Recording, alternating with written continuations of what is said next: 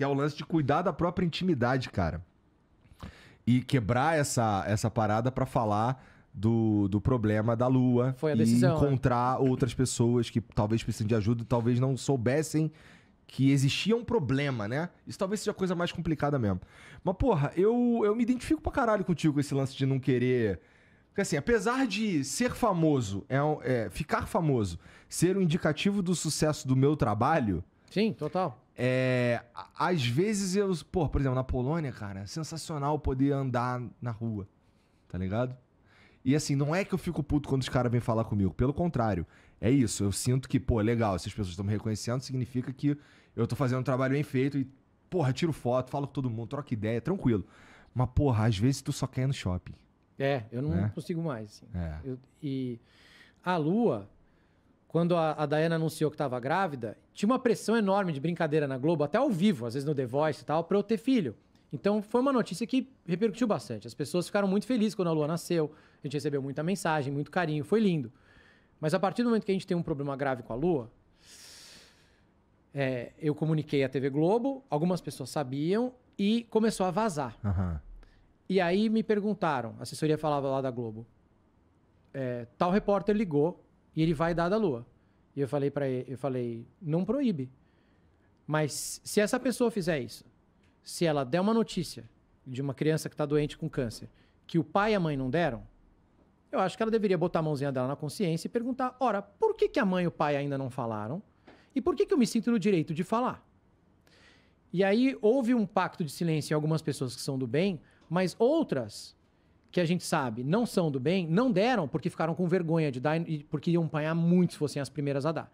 Então tem a parte que foi legal, mas a gente não pode descartar a galera que é do mal, mas não deu por causa da própria carreira. Uhum. Não porque quiseram preservar a mim e a Lua. Isso não é verdade.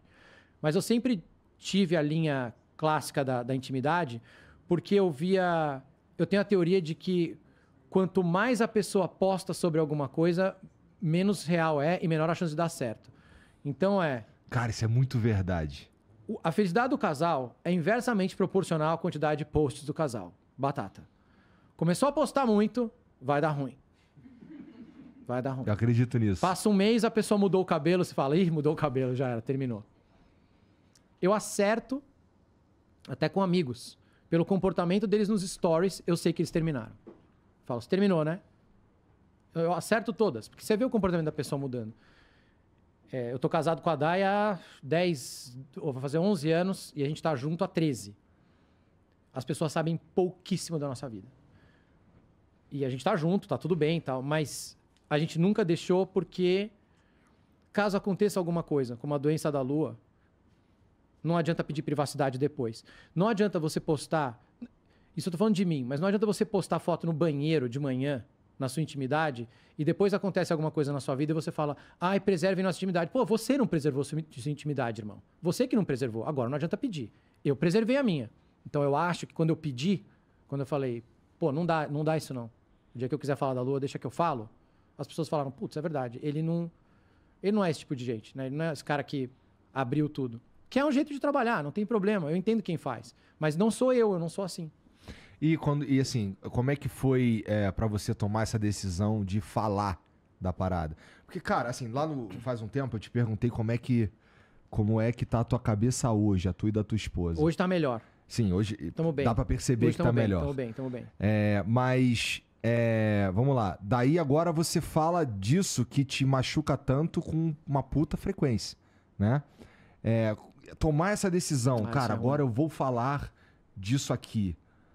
E eu vou tentar ajudar outras pessoas a perceberem que existe esse problema e, sei lá, saber que existe um tratamento. Porque pra mim, cara, olha só. Pra mim é assim, ó. Meu irmão, eu nunca ia imaginar que existia essa porra dessa doença, cara. Uhum. Tá ligado? A menos que eu visse alguém e que teve. Então, pô, por exemplo, o macete da câmera, o macete de... pedir pro médico ver se não é essa doença, tá ligado? Porra, eu acho um puta trabalho foda esse daí, mas não é... Precisa do Thiago Leifert pra fazer, eu acho. E aí, foi isso que te motivou? Foi como eu falei, pra salvar as pessoas, mas o sacrifício é a intimidade da Lua.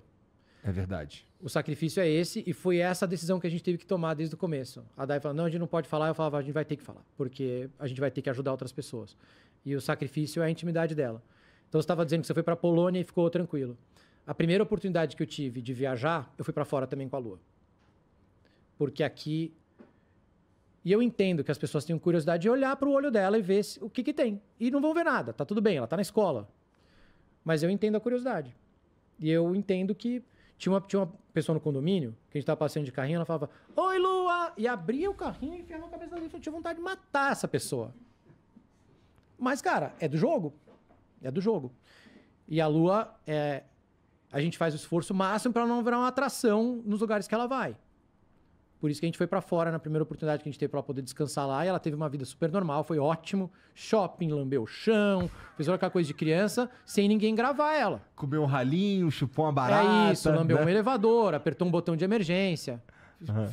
Ficou bem lá. Só que a gente tem, embora eu fale com, eu acho, sinceridade do que eu passei, do meu nervosismo, tô falando de mim, a gente dá pouquíssimos detalhes do tratamento da Lua. Então eu falei das 45 anestesias, mas... São 2 anos. O que tu São já mais passou de aí, meu irmão. 700 dias. É. Tem muita coisa. E a gente não fala porque eu não quero que a Lua cresça e descubra o tratamento, os detalhes no Google. Eu quero que ela pergunte para mim. E outra coisa. Tá, sou eu, trabalhei na televisão, não sei o quê. A Lua não trabalhou na televisão. Não é culpa dela. Talvez ela não queira nada dessa porra, cara. Talvez ela fale assim, pai, eu não quero nada disso aí. Eu quero ser contadora. Vai fundo. A gente faz o máximo para preservar a intimidade dela ainda. A gente sacrificou um pedacinho para ajudar outras pessoas. Mas de resto, as pessoas sabem pouco dela. Tanto que a gente postou uma foto outro dia e ela tava de costas. São raríssimas, eu não posto quase nenhuma. E, pô, depois fui ver se é um monte de lugar. Aparece enorme. Sim, as crianças crescem. Não sei se vocês têm consciência disso, mas ela tem quase 3 anos. Mas as pessoas sabem muito pouco dela. E tu falou que a tua esposa não recebeu muito bem a ideia logo de cara, né? Não recebeu. Como é que tu fez pra convencer ali, cara? Eu falei... Ela foi repórter de saúde do bem-estar. Era uma doença nova por dia. E ela nunca fez retinoblastoma. E eu falei pra ela, falei, Dai, nossa, a minha vida, Thiago, foi animal, cara. Muito boa. Minha vida é animal. Deu tudo certo. O que eu precisei dar sorte, eu dei sorte. Eu tenho uma família incrível. Pô, meus pais são sensacionais. Tem gente que briga com os pais. Eu nunca briguei com os meus pais. Todo mundo fala, você voltou de São José e foi morar de novo na casa dos seus pais? Meus pais são irados, são animais. Eu adoro meus pais. Minha casa era incrível. Minha irmã é sensacional. Minha irmã é minha parceirona. Minha irmã cuida da minha carreira, faz tudo. Parece gêmea, assim, a gente se ama. Então, minha vida era incrível. Mas, cara, a vida não é assim. A vida, às vezes, te traz coisas ruins. Calhou de ser, talvez, uma das piores possíveis. E a gente não pode passar por isso assim, sem lutar de volta, sem brigar de volta. E o que eu acho que é brigar de volta? O que eu acho que é enfrentar esse negócio que é imprevisível? É transformando isso em cura para os outros. Quando a gente recebeu o primeiro paciente que falou, pô, descobri por sua causa, para mim é champanhe, eu não bebo, mas é estourar champanhe. É tipo vitória, Fórmula 1, é levantar troféu. Achamos uma criança, eu vou caçar essa doença. Que às vezes eu também recebo. Você tem que agradecer a doença. Eu tenho que agradecer. Você tá maluco que eu vou agradecer? Não vou agradecer nada. Mas vem com esse papo aí. Não, é importante agradecer e pedir para o câncer ir embora. Não vai adiantar. Conversar com a célula. Conversar com a célula? Eu acredito em paulada na célula de quimioterapia. Eu acredito porrada na célula. E brigar, e ir atrás. E esse foi o processo de convencimento. Você não gostaria de saber, Dai? Você foi repórter de saúde. Você não gostaria de ter sabido da doença? Gostaria. Eu falei, então a gente tem que falar para as pessoas o que a gente gostaria de ter escutado enquanto você estava grávida. Porque se eu tivesse escutado um cara no Instagram falando reflexo branco, vai no não sei o quê, eu ia ficar com aquilo na cabeça e falar, levamos no oftalmo? Eu não ia esquecer. Só que nunca ninguém me falou. Então serei eu a falar, sacrificando um pedacinho da nossa vida aqui, mas o retorno é incrível. E como você estava perguntando também, reviver a dor é duro. É duro. Eu acho que a Dai sofre mais. Eu dou pouca entrevista, mas a Dai faz lives sobre. E convidaram para fazer o jantar de gala do GRAC ano passado, eu falei, não tenho a menor condição. Não consigo. A Dai foi, mas demora uns dias. A gente foi num congresso de retinoblastoma que teve aqui em São Paulo.